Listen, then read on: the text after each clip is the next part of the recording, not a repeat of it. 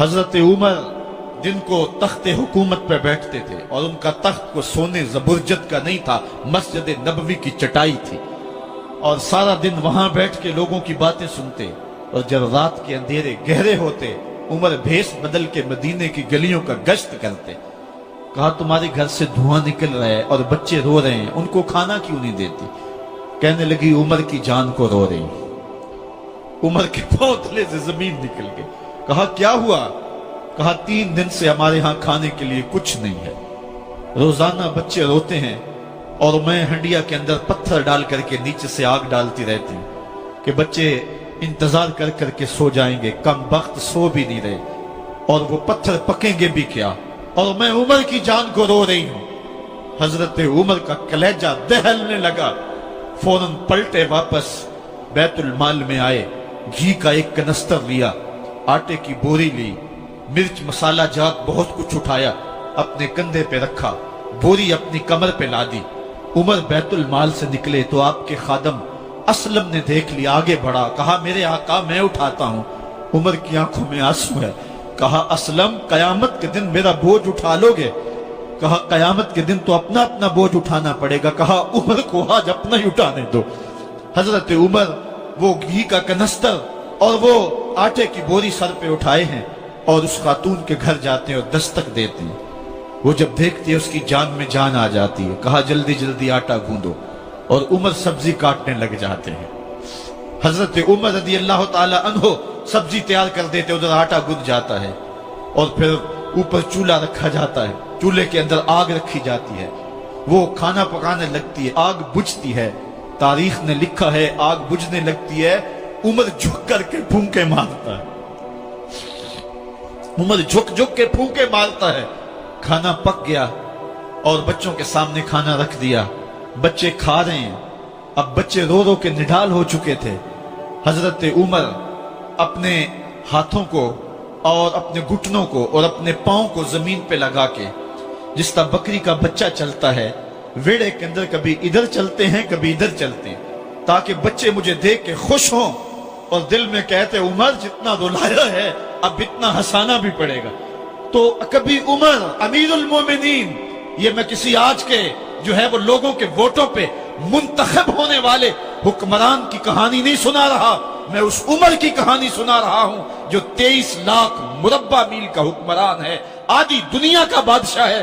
حضرت عمر جو ہے جس طرح بکری کا بچہ چلتا ہے، اس طرح اپنے ہاتھ اور اپنے گھٹنے زمین پہ ٹیک کر کے جو ہے وہ اس طرح چلتے ہیں۔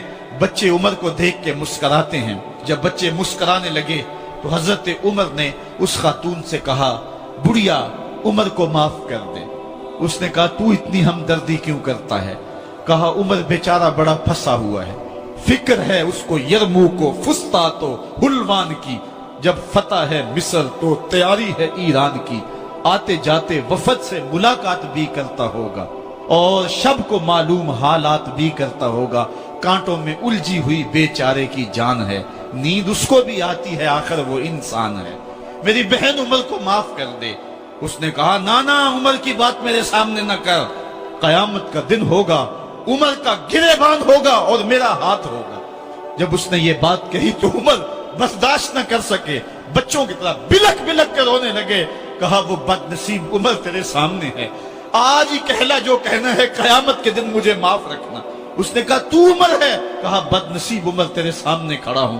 میرے عمر کہتے ہیں اگر دجلہ کے کنارے ایک بکری کا بچہ بھی پیاسا مر گیا، اس کا حساب بھی عمر سے لیا جائے گا۔ حضرت عمر نکلے یروشلم میں، ایک اونٹ ہے ایک غلام ہے، کبھی وہ سوار ہوتا ہے کبھی آپ باری مقرر کی ہے۔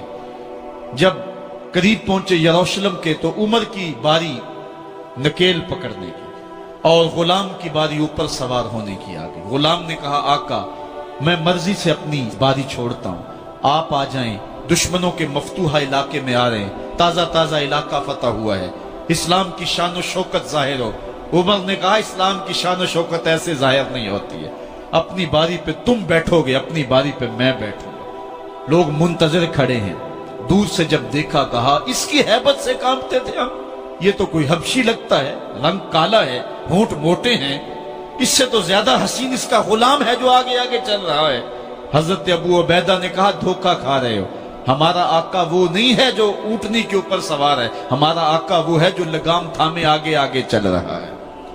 حضرت عمر رضی اللہ تعالیٰ عنہ کو آگے بڑھ کے جابیہ کے مقام پہ حضرت ابو عبیدہ بن جراح نے استقبال کیا، تو حضرت عمر آگے بڑھے اور انہوں نے آگے بڑھ کر کے حضرت ابو عبیدہ کے دونوں کندھوں پہ ہاتھ رکھا، اور سنو حضرت عمر نے کیا کہا، کہا لا الہ الا اللہ انا کنا اذل قوم فاعزنا اللہ بالاسلام۔ کہا کہ لا الہ الا اللہ، اے ابو عبیدہ بن جراح، ہم ایک ذلیل قوم تھے اور اللہ نے ہمیں اسلام کی وجہ سے عزت عطا کی ہے۔ اور میں تمہیں ایک تاریخ ساز بات کہنے لگا ہوں، اور وہ یہ ہے کہ جب تک ہم اس عزت والے اسلام کے دامن کو تھامے رہیں گے ہماری عزت قائم رہے گی، اور جب اسلام کے علاوہ کسی اور جگہ سے عزت ڈھونڈیں گے تو رسوا کر کے رکھ دیے جائیں گے۔ یہ ہے وہ خلاصہ جو حضرت عمر نے امتوں کے عروج و زوال کا بیان کیا ہے۔ اس امت کو جو خیرات ملی ہے تخت و تاج کی، وہ پینٹاگون سے نہیں ملی، وہ واشنگٹن سے نہیں ملی، وہ وائٹ ہاؤس سے نہیں ملی، وہ محمد عربی کے جوڑوں کا صدقہ ملی ہے۔ اس لیے جب ہم نے اسلام سے انحراف کیا، پاکستان حاصل کیا گیا تھا۔ پاکستان کا مطلب کیا؟ لا الہ الا اللہ۔ ہم نے اس نعرے کو چھوڑ دیا ہوا ہے، ہم نے انحراف کر دیا ہے۔ آج ہماری نظریں مغرب کی طرف لگی ہے کہ تخت و تاج اس سے نصیب ہوتے ہیں، اور دنیا کے اوپر ہم رسوا ہو کے رہ گئے۔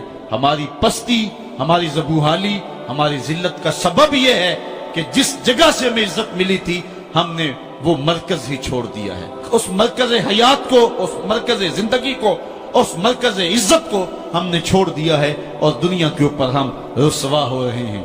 انہی حضرت عمر کی کہانی ہے۔ وادی تہامہ سے گزر رہے تھے کہ بچوں کی طرح بلک بلک کے رونے لگے۔